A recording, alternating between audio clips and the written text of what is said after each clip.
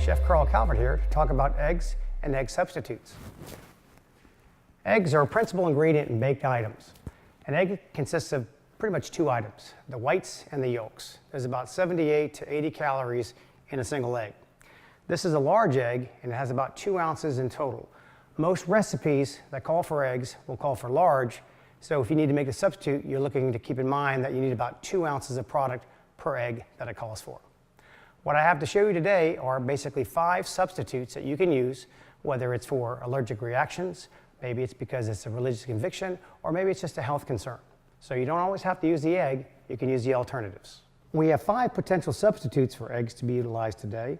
We have applesauce, we can use bananas, we have an oil combination, we have flaxseed, and lastly, we can use silken tofu.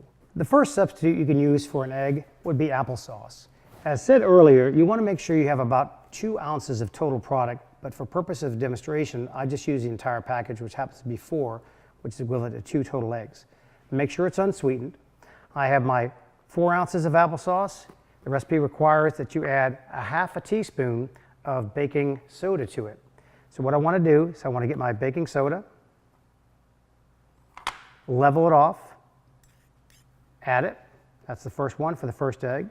Take my second half a teaspoon of baking soda, level it off, add that, and I can use a whisk or I can use a spoon just to incorporate this.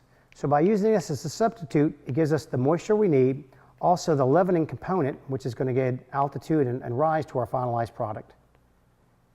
And we have a basic egg substitute using unsweetened applesauce and a leavening agent. The next substitute for an egg can be a basic banana. We want to take 2 ounces of banana approximately, place it in a plastic bag, mush it to the same consistency of a whisked egg, and we're able to use it for our desired recipe. So all I'm going to do is I'm just going to take my banana, cut it, remove some of the peel, place it in a Ziploc baggie. You could even use a piece of plastic wrap, but you have a potential for more mess. Seal it, and all you want to do is add some compression. I just take my aggressions out and mush it up this way.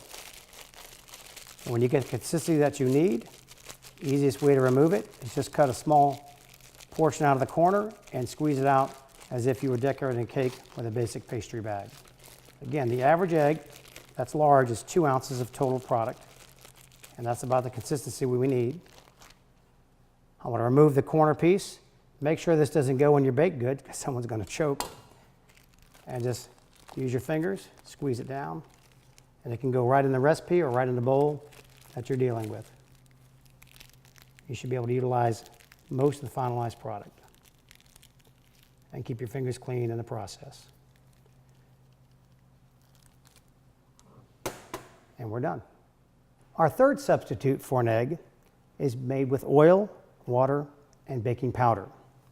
What I do is I take 1.5 tablespoons of oil, place it in a bowl, and you can choose the oil that you like. I like everything but olive oil. I like something kind of plain, canola, so it doesn't add any flavor to my product.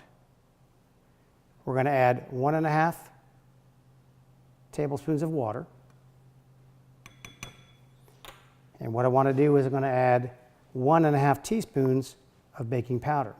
Baking powder is man-made. It's comprised of sodium bicarbonate and tartaric acid.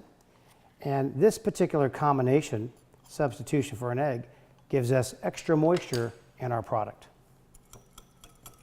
We whisk it until it's all incorporated.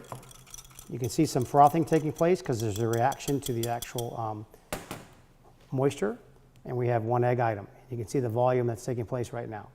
The fourth substitute we can use for an egg is flaxseed. This flaxseed is ground, is what you'll need.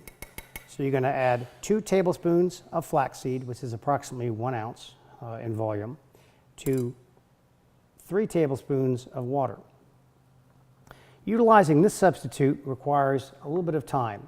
What I want to do is I want to take the 2 items, stir them until they become totally incorporated, but you'll notice that they're actually very, very liquidy.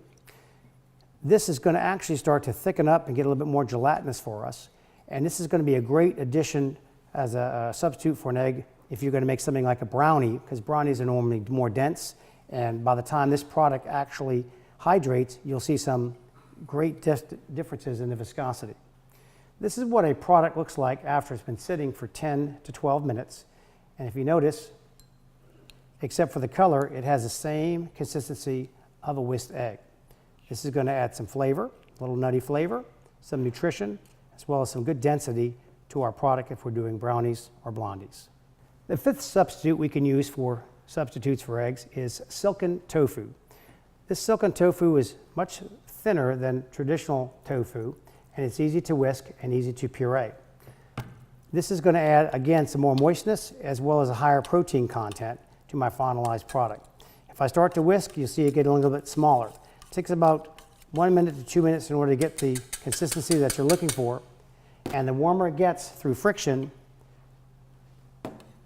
the more soft, pliable, and almost equating to a consistency of the finalized egg.